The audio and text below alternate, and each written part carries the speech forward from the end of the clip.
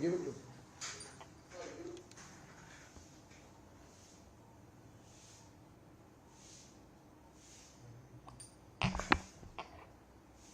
Good evening. Am I audible?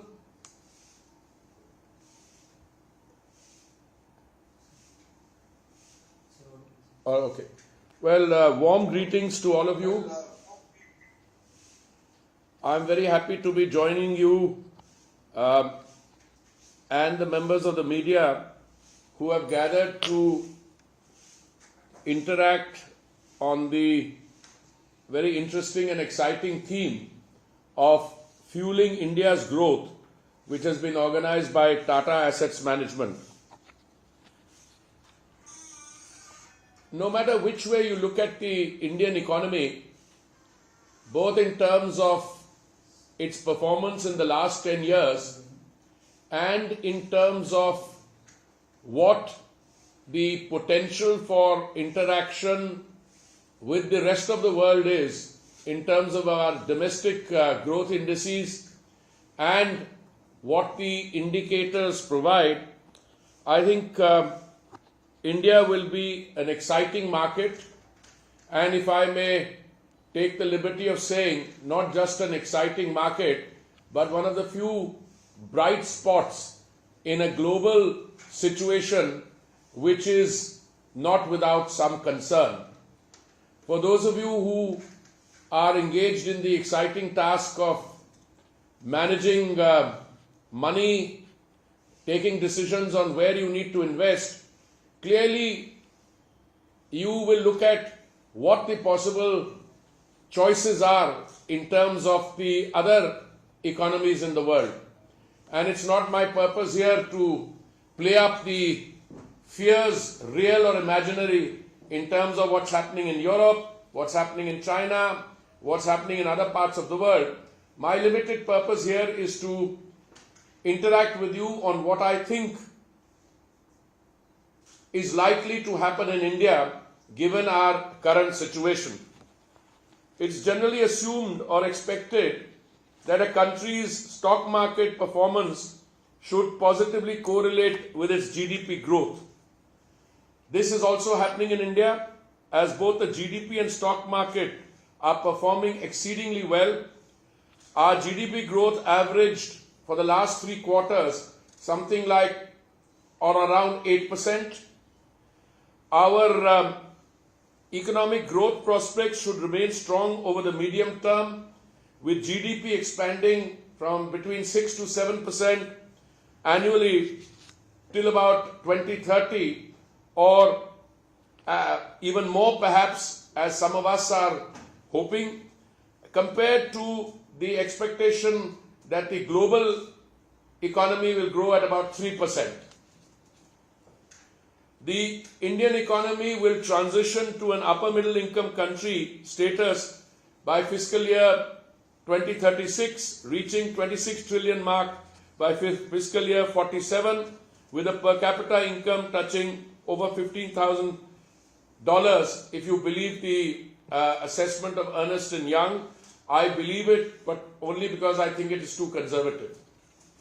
India's stock market is currently the 5th largest in the world and is expected to reach the $10 trillion market size by 2030. Our current market cap is $4.5 trillion US and has become a top destination for global investments. It would be useful to recall what has happened in the past. We reached a $1 trillion milestone on May 28, 2007. It took another decade for the country to reach $2 trillion mark. The subsequent milestone of $3 trillion was reached much faster by May 24, 2021, after a gap of just 4 years against the doubling of 10 years earlier. And we have reached 4.5 trillion, which has only been possible due to the positive reforms which the Modi government has undertaken since 2014. The interim budget, which was announced, and by definition it's an interim budget, has drawn a significant amount of attention amongst investors and I think many of you have said that it is guzzling with opportunities. The budget allocation on capital expenditure particularly, and I want to mention that figure because I've seen in the last few years almost a 25-30% increase in the capital expenditure year on year, and therefore for this interim budget we had 11,111 crores for capital expenditure. The capital expenditure has increased 2.57 times from 2013-14, rising from 3.92 lakh crores in 2013-14 to nearly 11 lakh crores in the budget estimates which I just pointed out. Over the last 3 years, the financial landscape has witnessed remarkable growth trajectory with the market capitalization of listed companies expanding by a staggering $1 trillion. The stellar performance of the Nifty 50 stocks serves as a beacon of hope and optimism. Some of the main factors that one could attribute to fueling India's growth include policy reforms such as GST, IBC, asset monetization, labor law reforms, Startup India, production-linked incentives. These have proved to be game changers in revitalizing India's economy and fostering innovation in the ecosystem. We have also done away with something like 25,000 unnecessary compliances, and we have repealed more than 1,400 archaic laws. This signals the government's resolve to ensure a non-adversarial policy environment. I've already touched on India's GDP growth. If you look at the last 3 quarters, 8.4%, and I think even the most conservative estimates on the potential for India's growth, GDP growth in the coming years, list these at between 6.5 and 7.5% in the coming years. It stands to reason that a stable government which enjoys an absolute majority by itself, in fact in 2014 we got a government after I think a gap of 37 years, if my memory serves me right, when we had a majority in the Lok Sabha that was increased in 2019 to 303 seats, and you don't have to be a political pundit or a soothsayer to know that the coming elections due shortly will provide the government not only a comfortable majority in the lower house but also the steely resolve and determination to carry out further reforms. I would like to touch on the oil sector.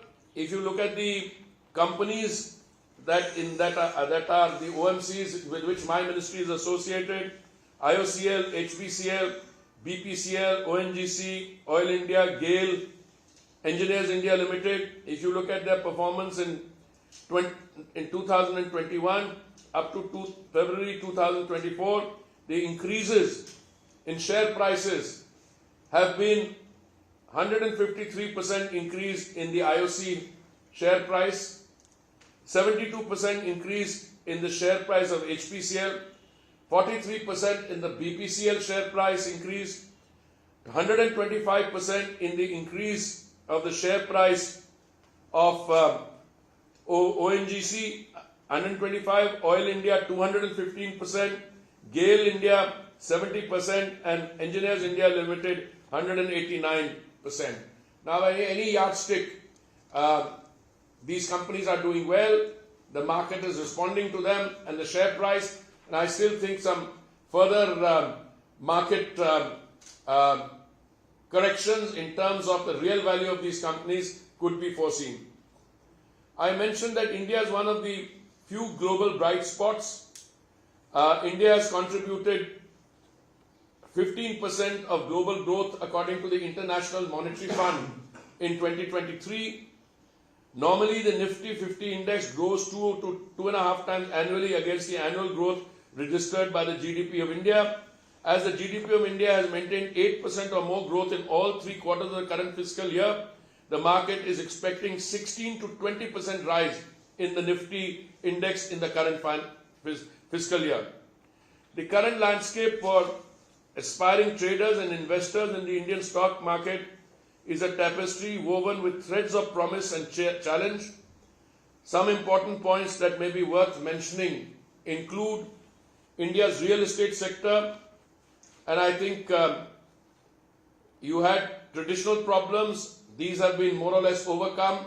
The real estate sector, even if I say so, is doing exceptionally well.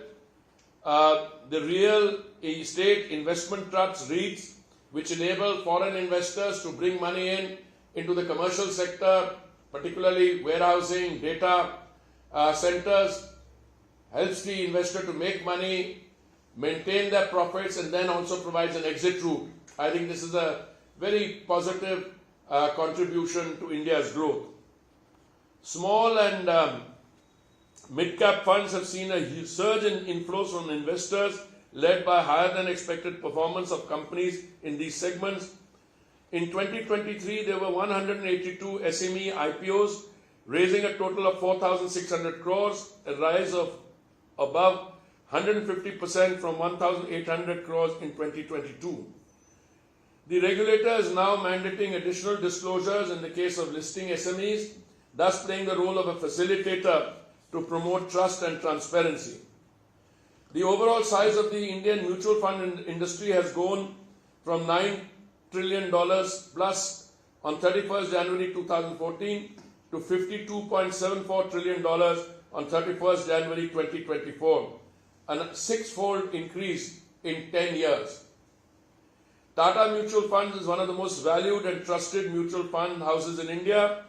It offers investment options for different segments of society, including salaried professionals, businessmen, retired citizens, housewives, conservative capital creators, and aggressive investors, is one of the main reasons for development of the stock market in India, and India is witnessing such a huge participation, resulting in a substantial rise in the mutual fund market from somewhat modest beginnings. India is aptly positioned to leapfrog to become the world's third largest economy. We were, if my memory serves me right, either the 11th or the 10th largest economy in 2014. We are the 5th largest economy now. But if you look at the rest of the world, and I promised myself I will not comment on the rest of the world, but I think the economies which are at third and fourth position, if you look at their performance quarter on quarter, either stagnation or decline, technically that makes them come in the recession. And another economy also very large, but due to factors such as aging population, etc., that economy also shows some challenges. I'm sure that within the next 5 years of our government, we will be the third largest economy in the world. I also want to say that it's not just that the fact that we have a steady rise to become the third largest economy, the kind of reforms which are taking place in the country, where we are taking the benefits of development, goods and services to the farthest end, to those who need them the most. That will mean that the number of people, the consumption in our tier 2 and tier 3 cities, if you are looking at digital public goods, if you are looking at financial inclusion, if you are looking at different segments of our industry, I can speak with some confidence on the energy sector. I can speak also with some confidence on the real estate sector. I think it's a very positive story going forward. So I think I want to conclude and convey my best wishes to the organizers of this event for recognizing the importance of Indian stock market in fueling growth. May I also say thank you very much for including me in such an exciting meeting. I spend a lot of time interacting with people, but I think this is perhaps the first time in my career, both as a civil servant and now that I have had the opportunity to interact with this kind of a distinguished audience, those who are into this a very specialized market which deals with investments and mutual funds, etc. Thank you very much.